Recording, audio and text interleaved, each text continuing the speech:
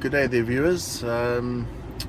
So we've had issues with our Renault Koleos. It's a 2-litre DCI. It's a 2011 model. It was the first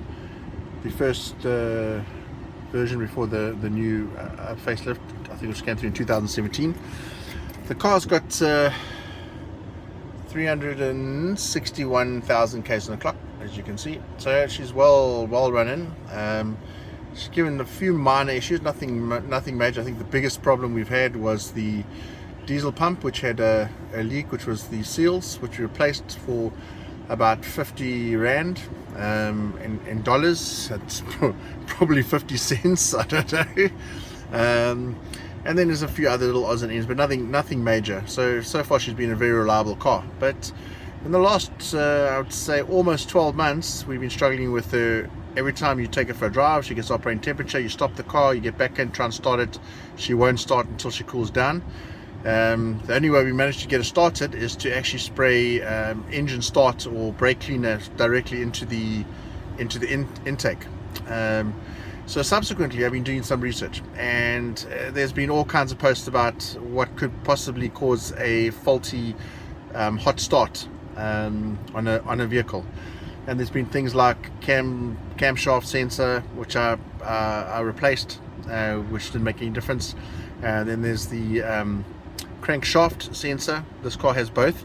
Unfortunately, to get to that, it's a very difficult exercise. So you have to really climb under the car, take off the side of the car, and then remove the exhaust, which is quite a difficult job to get to, which was my next step. But I was quite fortunate. I was doing some research, and one of the other issues that came up, they said, was a faulty temperature sensor. Now, I wasn't too sure about that because my temperature gauge works when I put my if I use my dongle, my ELM reader, it picks up temperature. So it's kind of strange that if the temperature gauge wasn't working, that I'm getting a temperature reading on that. So doing some further research about cars getting too hot, and knowing that I put antifreeze in my car. All our cars have antifreeze because it stops corrosion. So did some research, and it turns out that it appears that antifreeze actually increases the temperature of the water when it's running. So it's not efficient in keeping the engine cool. It seems to be very good at stopping it from freezing. Obviously, that's why it gets hotter. But it actually doesn't stop the vehicle from getting too hot.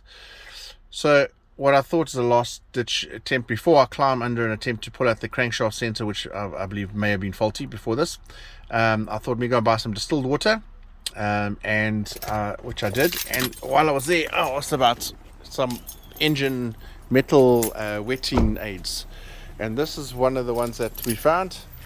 It's Hypercool Rizlone super coolant. So I put one of these to 5 liters of distilled water directly in. There was no antifreeze. I drained everything out, and so I've taken the car for a drive, and it's at temperature.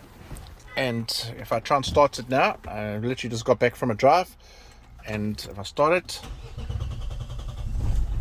Bob's your uncle, she starts up beautifully. And she wouldn't do that before. We would have to literally switch her off and wait till to cool down, or like I said, spray stuff into the engine. Which is what's really amazing, is that throughout these no starts, there hasn't been one warning sign on the dashboard, nothing. So it can be quite difficult.